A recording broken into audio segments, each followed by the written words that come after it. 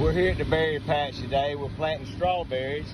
We're actually punching the holes right now in the plastic, double row, 16 inches apart. We've got a tractor coming here punching holes.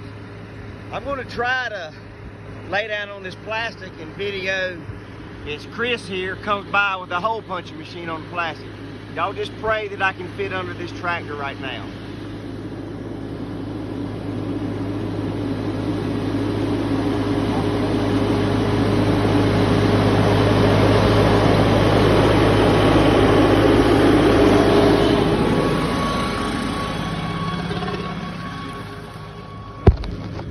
Oh me, it knocked me over, but you got to see what it does. It punches that hole. It's got gauge wheels on the back.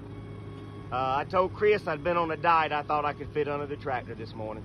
Y'all have a good day. Remember, the berry patch, Ellerbe, North Carolina, exit 25, Ellerbe Strong.